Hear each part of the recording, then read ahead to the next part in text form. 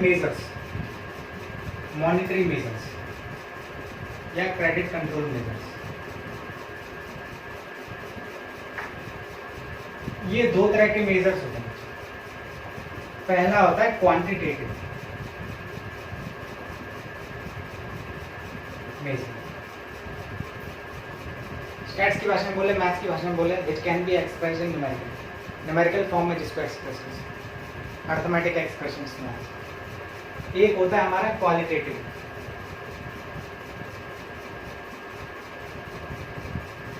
Major, इसका दूसरा नाम है जनरल मेजर। जनरल मेजर कहने का मतलब है इसके बारे में सभी को खबर होगी। सर ये तो हमारे तो दिया नहीं होगा बेटा, आगे लास्ट में, चैप्टर के लास्ट में।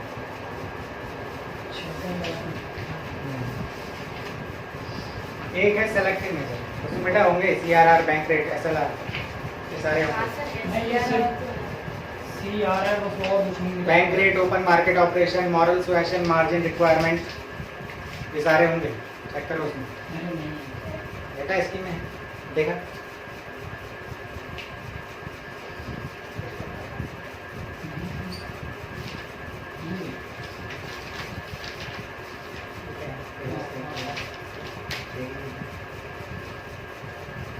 ये होते हैं सेलेक्टिव मेजर्स। जरूरत पड़ने पर इन मेजर्स का यूज किया जाता है। कह सकते हैं जनरल मेजर प्राइमरी, ये सेकेंडरी, ठीक है। इसमें क्या क्या आते हैं? पहला आता है bank rate,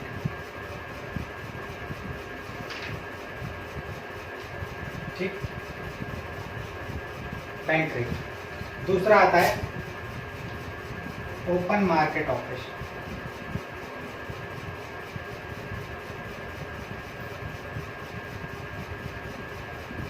bank rate in the sense CRR, cash reserve ratio.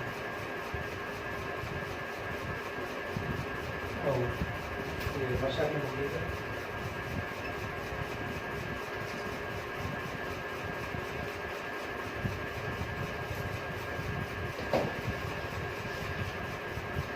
एक होता है SLR,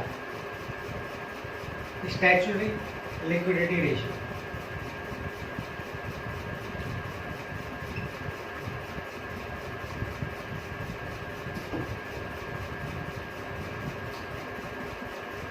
ठीक,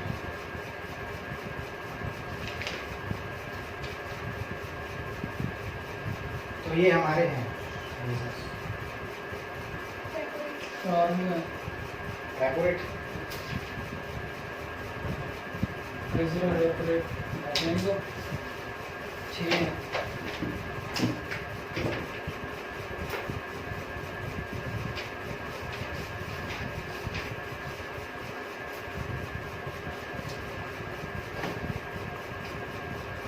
रेपो रेट,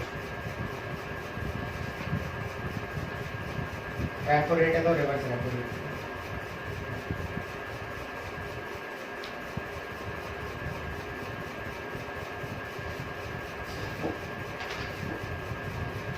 अब आते हैं क्वालिटेटिव मेजर्स। पहला है मार्जिन रिक्वायरमेंट,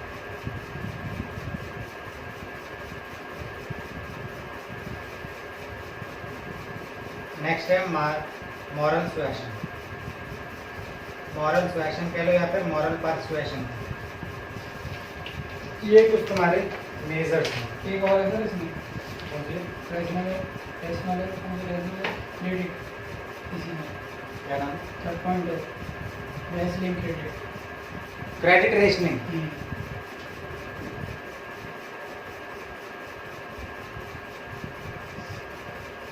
बस 3 पॉइंट है।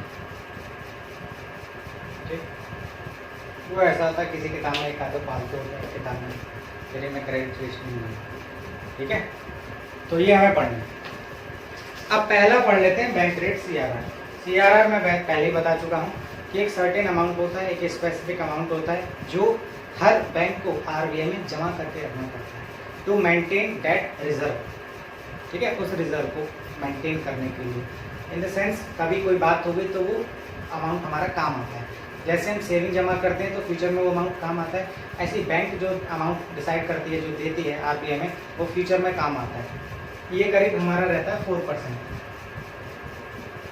ठीक, तो ये ऐसा रेट होता है। एक बार रीडिंग कर लेते हैं, साथ साथ फिर समझते भी हैं। पहला रेट जो हमें पढ़ना है वो है बैंक रेट, इसमें सीआरआर आता है। बैंक रेट क्या है? It is defined as the rate of interest at which RBI lends to the commercial bank. ठीक, दूसरा इसमें बोल रखा है, it is defined at the portion of total deposit which commercial bank is required to keep with the RBI. यानी कि जरूरत पड़ने पर आरबीआई के पास कमर्शियल बैंक को पैसे रखने पड़ेंगे, और वो एक रूल भी है। ठीक है, रेशियो है, रिजर्व है। रिजर्व का मतलब है रखना ही पड़ेगा। सर आरबीआई रखती है कमर्शियल बैंक में? बेटा कमर्शियल बैंक रखती है आरबीआई में, भाई सबका घर तो आरबीआई है ना, तो उसमें रखती है। दूसरा, बैंक रेट को अगर हम समझते हैं, बैंक रेट में इसके दो पार्ट हैं, अलग अलग है। बैंक रेट ये है कि एक ऐसा रेट जिसमें आरबीआई लोन देती है बैंक को। लैंड्स फंड का मतलब है लोन देना बैंक को। जैसे अब हम नॉर्मल लोन देते हैं, ठीक, बैंक ने पर्सन को लोन दिया, वो भी बैंक रेट है। आरबीआई ने बैंक को लोन दिया, बैंक रेट है। ठीक, और हम लोन दे रहे हैं आपस में, कोई भी किसी को एक्स वाई लोन दे तो वो उसका खुद का रेट है, रेट ऑफ इंटरेस्ट, लोन का रेट। ठीक, अब इसमें आ जाती है, नेक्स्ट है open market operation. Open market operations में क्या होता है, जो असेट्स जो होते हैं ना, उनको सेल कर दिया जाए। इसको जरा एक बार रीड कर लेते हैं क्या है। It is defined as buying and selling of eligible securities in the market. यानी कि बाइंग सेलिंग चलती रहती है, शेयर्स की चलती रहती है, सिक्योरिटीज में हमारे शेयर्स, बॉन्ड्स, डिवेंचर्स आते हैं हमारे। ऐसे यहाँ पर भी सिक्योरिटीज होती है बाइंग की, म्यूचुअल फंड्स हो गए, है ना। तो ये बाइंग जो है ये ओपन मार्केट ऑपरेशंस में होता है। ओपन मार्केट मतलब मार्केट में, और ऑपरेशन मतलब एक्टिविटी की जा रही है। कौन सी एक्टिविटी? Buying selling. तो मार्केट में बाइंग सेलिंग की जो एक्टिविटी की जाती है सिक्योरिटीज की, उसको हम ओपन मार्केट ऑपरेशन बोलते हैं। ओपन का मतलब बिना रेस्ट्रिक्शन के, कोई फॉर्मेलिटी नहीं है, फ्रीडम, इंडिपेंडेंट बेच सकते हैं, कोई फॉर्मेलिटी नहीं करनी पड़ेगी, कोई लीगल फॉर्मेलिटी नहीं करनी पड़ेगी, बिना किसी परमिशन से अपने आप इंडिपेंडेंट बेच सकते हैं अपनी सिक्योरिटीज को। बैंक्स के भी शेयर बॉन्ड्स होते हैं, ठीक है। तुमने देखा होगा कि स्टॉक्स में एसबीआई की सिक्योरिटीज भी एनलिस्टेड होती है, उसमें रेट्स वगैरह डिसाइड होते हैं, एसबीआई की कम हो रही हैं, बढ़ गए रेट्स या घट गए। जैसे स्टॉक एक्सचेंज में होते हैं कंपनीज के शेयर्स के प्राइस, ऐसी एसबीआई के शेयर्स के प्राइस भी बढ़ते घटते हैं। तो वही सिक्योरिटीज़ की बात कर रहे हैं। जब सस्ते हों तो बाई कर लेते हैं लोग, जब महंगे हो जाएं तो बेच देते हैं, वही वाला काम किया जाता है। अगर मैंने कल को एसबीआई के शेयर्स ले रखे हैं और महंगे होने पर मैं बेच दूँगा, सेलिंग, ओपन मार्केट ऑपरेशन होगा। अगर शेयर के प्राइस कम हो रहे तो मैं और खरीद लूँगा, क्योंकि जब चीज़ सस्ती होती है तो लोग खरीदते हैं ज़्यादा, और महंगे होने पर बेच देते हैं। तो ये वाला काम ओपन मार्केट ऑपरेशन बोला जाता है, ठीक है। नेक्स्ट है इसमें SLR, statutory liquidity ratio. Is this defined as the portion of total deposit which a commercial bank has to keep with itself in form of liquid asset. ये दूसरा नाम है, जो मैंने एसएलआर बोला था ना कि भैया मैंने 800 रुपये बैंक में दे दी, तो उसमें कुछ हिस्सा सीआरआर में जमा कर देता है, कुछ हिस्सा लिक्विड की फॉर्म में रख लेता है। और लिक्विड की फॉर्म में मतलब कैश की फॉर्म में, और कैश क्या होता है? बैंक की तरह एसेट बैंक का, ठीक है। अब जैसे हम जो स्टैट्यूटरी लिक्विडिटी रेशियो का मतलब ये हुआ कि जितना भी बैंक के पास कैश की फॉर्म में पैसा है पड़ा हुआ, वो एसएलआर रेशियो, उसका भी कुछ परसेंट रखना पड़ता है। जो विड्रॉ करने के लिए जाते हैं बैंक्स में लोग, भी हमें पैसे चाहिए, कुछ लोग होते हैं, दो तरह के लोग जाते हैं उसमें, और भीड़ लगी रहती है बैंक में। कुछ लोग होते हैं जमा करने वाले, जो अपनी सेविंग्स को जमा करने जाते हैं, और कुछ लोग होते हैं विड्रॉ करने वाले, जो कुछ खाते में से, अपने अकाउंट में से पैसा निकालने के लिए जाते हैं। तो वो कुछ अमाउंट में कैश मेंटेन करके रखना पड़ता है, वही हमारा एसएलआर है, ठीक है। ये रेशियो जो बोला जाता है, ये रिजर्व जो बोला जाता है, वो लिक्विड एसेट्स को मेंटेन करने के लिए रखा जाता है। और लिक्विड एसेट्स क्या है? कैश, मैंने बताया था, करेंसी, ठीक है। तो ये नेक्स्ट है हमारा रेपो रेट। रेपो रेट वो है ऐसा रेट, ये बैंक रेट का पार्ट है। रेपो रेट क्या है कि ऐसा रेट जब आरबीआई लोन देती है कमर्शियल बैंक, कुछ रेट ऑफ इंटरेस्ट चार्ज करती है, तो उस रेट ऑफ इंटरेस्ट को बोलते हैं रेपो रेट। और रिवर्स रेपो रेट क्या होता है?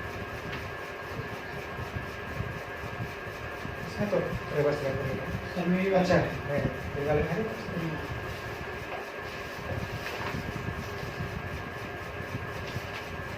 ये सामने रिवर्स रेपो रेट क्या है? The rate of interest at which RBI central bank accepts deposit from the commercial bank. इसमें क्या था? उल्टा, वहां पे रेपो रेट में आरबीआई कमर्शियल बैंक को लोन दे रही थी, यहाँ पे कमर्शियल कमर्शियल बैंक आरबीआई में अपना पैसा कुछ रख रही है, तो वो रिवर्स रेपो रेट होता है। इसमें क्या है? इसमें कह सकते हैं आरबीआई दे रही है कमर्शियल बैंक को। इसमें क्या है? कमर्शियल बैंक दे रही है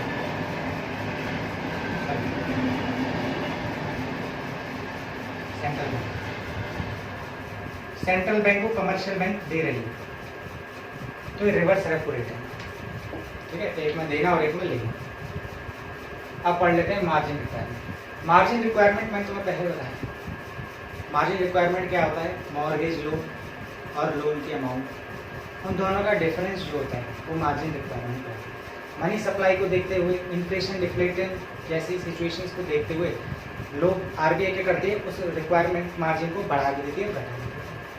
अब सपोज करो कि मनी सप्लाई ज़्यादा होगी, इन्फ्लेशन होगी, तो उसको कम करने की कोशिश करेंगे, ठीक है भाई, रिक्वायरमेंट को कम करें। जैसे मैंने बोला था 10 लाख का लोन चाहिए तो 12 लाख की गिरवी रखनी पड़ेगी, मॉर्गेज रखना पड़ेगा, तो दोनों की मार्जिन क्या है? 2 lakh. Difference, the difference is known as margin requirement. ठीक है, अब सपोज कर लो डिफरेंस कभी बढ़ाना चाह रही है, तो बोलेगी कि भैया 10 लाख का लोन लेने के लिए 15 लाख की गिरवी रखनी पड़ेगी, तो उसमें डिफरेंस बढ़ेगा। ये डिफरेंस बढ़ाना घटाना काम करता है आरबीआई। ठीक, नेक्स्ट है मॉरल सुएशन। मॉरल सुएशन राय देने का काम। कभी कोई बात हो जाती है तो स्ट्रिक्ट कर देती है कमर्शियल बैंक तो भाई अपनी लिमिट से बाहर जा रहे, लक्ष्मण रेखा खींच देती है आरबीआई। ठीक है, ये बात। तो उसमें क्या है, एक बार इसको जरा देख लेते हैं मॉरल सुएशन को। It is like rendering an advice to the commercial bank by RBI to follow its directives। यानी कि जो डायरेक्शंस या गाइडलाइंस डिसाइड कर रखी हैं आरबीआई ने कमर्शियल बैंक को देने की, तो उनको एडवाइस देने का काम करना है। ठीक है, एज ए डायरेक्टिंग का काम करती है आरबीआई, क्योंकि तुम्हें इस तरह से गाइडलाइन प्रोवाइड करती है। मैंने बताया था फैसिलिटेटर मदद करती है, तो कुछ गाइडलाइंस होंगी उनको दिमाग में रखते हुए तो हेल्प करती होगी, तो ऐसी ये गाइडलाइंस प्रोवाइड करने का काम जो आरबीआई करेगी, जो कि कमर्शियल बैंक को फॉलो करनी पड़ेगी। ये सारी चीज बोल रहे। The banks are advised to restrict loan during inflation and be liberal in lending during deflation। वही बात ले रखी है, इन्फ्लेशन में लोन देना बंद कर देगी। क्या रीजन है लोन देना बंद कर रही है इन्फ्लेशन में? मनी सप्लाई बढ़ रही होगी, जाहिर सी बात है, मनी सप्लाई बढ़ रही होगी तो लोगों के पास पैसा होगा, लोन कोई ले ही नहीं पाया, है ना। ऐसा हुआ जैसे मैंने सवाल बोला था कि अगर आरबीआई ने बोल दिया बैंक को नोट छापने के लिए सभी को छापने जाओ, तो वो वाली सिचुएशन हो जाएगी, घर में नोट छपेगा तो इतने हिसाब कहाँ से लाऊं, हिसाब ही नहीं होंगे, है ना, लोन ही नहीं होगा किसी के ऊपर, सबके पास नोट होंगे, तो ये वाली बात है इसमें। ठीक, तो ये कुछ मेजर्स हैं। लास्ट है क्रेडिट रेशनिंग। क्रेडिट रेशनिंग क्या है? Rationing of credit refers to the fixation of credit quotas. Fix कर देती है भैया, इससे ज़्यादा मैं नहीं दे पाऊंगी बैंक, ठीक है, लोन। दूसरा बोल रखा है different business activities, rationing of credit is introduced when the supply of credit is to be checked particularly for speculative purpose मैंने बताया। ठीक है, तो उसमें क्या है, सप्लाई को रेस्ट्रिक्ट करने के लिए, रोकने के लिए स्ट्रिक्टनेस कर देती है आरबीआई। ठीक है, इससे पार गई हमारे काम, धंधे काम, एक्टिविटीज, बिजनेस एक्टिविटीज, तो हमें मदद नहीं करेंगे। ठीक है, तो ये होता है। दूसरा इसमें ये बोल रखा है RBI fixes quotas for different business activities. हर तरह की एक्टिविटीज पे कोटा कर देती है, लिमिट लगा देती है। कैसी? The commercial bank can not exceed the quota limit while granting loans. किसी का रिश्तेदार तो नहीं आएगा भैया बैंक में कि भैया चल तू 10 लाख की तरफ 20 लाख ले जाए, है ना, लोन, ऐसा तो नहीं है। उतनी एक्टिविटी देगा जितनी आरबीआई ने गाइडलाइन दे रखी है, भाई इससे ज़्यादा लोन नहीं देगा। अब सारे लोग, सारे बैंक परेशान तो हैं, साल 2 साल 3 साल से, जब से मालिया भागा हुआ है हमारा देश से, 9 करोड़ 9,000 करोड़ रुपये दे रखे हैं, तो सबको सीख आ गया बैंक को। और उसमें कितने बैंक इन्वॉल्व है? 17 बैंक। सोचो 17 बैंक का पैसा लेके कहा हुआ है, ठीक है। तो क्रेडिट राशनिंग से पता चल जाएगा भैया इससे ज़्यादा लोन नहीं देना, ठीक है। हाँ होगा उसकी कोई रिलेटिव में कोई सांसद 5 उससे निकलवा दिए होंगे ऐसे कि भैया पार्लियामेंट में कर दिया लोन मिल जाए आरबीआई बैंक से, चलो। तो ये होता है। तो ये कुछ हमने क्वालिटेटिव मेजर्स और क्वांटिटेटिव मेजर्स पढ़े। एक बार इनको जरा देख लो आज के लिए। अच्छा जरा इसका एक एग्जांपल देखिए मार्जिन रिक्वायरमेंट का, जो मैंने बताया था डिफरेंस मॉर्गेज अमाउंट और लोन अमाउंट का, वही मार्जिन रिक्वायरमेंट होता है। इसको कह देते हैं डिफरेंस बिटवीन मॉर्गेज अमाउंट। अच्छा मॉर्गेज अमाउंट ज़्यादा होगी कि लोन अमाउंट ज़्यादा होगी? लोन अमाउंट भी ज़्यादा होगी, मॉर्गेज होगी, गिरवी ज़्यादा रखने पड़ेंगे गहने का कारण। तो मार्जिन मॉर्गेज अमाउंट ज़्यादा होगी as compare to loan amount, ठीक है। एक एग्जांपल भी जरा देख लेते हैं क्या बोलते हैं हमारे। इसमें बोल रखा है suppose a person mortgage his house worth ₹1 crore, 1 crore घर की गिरवी रख दी, ठीक है। With a bank for a loan of ₹80 lakh, 80 lakh के लिए 1 करोड़ रुपए रखे हैं, तो दोनों का डिफरेंस हो गया margin requirement 20 lakh. 20 lakh is known as margin requirement, ठीक है। ये चीज the margin requirement in the case would be 20 lakh, minus करके आगे दोनों को।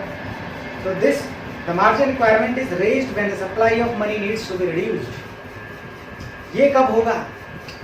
ये मार्जिन रिक्वायरमेंट कब बढ़ेगी? लोन कब एनकरेज किया जाएगा? जब मनी सप्लाई कम होगी। लोन कब डिस्करेज किया जाएगा? जब मनी सप्लाई ज़्यादा होगी। इस चीज़ से कनेक्टेड, ठीक है। ऐसे ही राइशनिंग ऑफ क्रेडिट मैंने बता दिया, मॉरल क्वेश्चन सभी हो गए। सर एक बार एसएलआर कुछ एसएलआर हो sir SLR liquid assets maintain करने का रिजर्व रेशियो होता है कि इतने कैश मेंटेन करके रखना पड़ेगा एसबीआई कमर्शियल बैंक। अच्छा एक और चीज़, कोरोना काल में पीएम केयर फंड हुआ था हमारा, है ना। पीएम केयर फंड किसके लिए चलाया गया था? डोनेशन के लिए। उसमें जो अकाउंट नंबर दे रखा होता किसका था? एसबीआई का। आरबीआई का नहीं था। आरबीआई तो गवर्नमेंट सेंट्रल बैंक है, इसके अंदर में आता है। वो ऐसा था कि जहाँ पे सेंट्रल बैंक नहीं है तो उसका रिप्रेजेंटेटिव का काम एसबीआई करेगा, इसीलिए नंबर भी एसबीआई, ठीक है। और एसबीआई 3 बैंक्स का मिक्सचर है, वो तुम्हें पता करके जाना, ठीक है। किन 3 बैंक को मिला के एसबीआई बना। पहले ही इंपीरियल बैंक हुआ करते थे अंग्रेजों के time, imperial bank of Kolkata, imperial bank of Bengal, 2 तो मैंने बता दी, तीसरे तुम बता, ठीक है। तो तीनों के बैंक को मिला के एसबीआई बना, ठीक है। आज के दिन इसको रेडी कर लेंगे।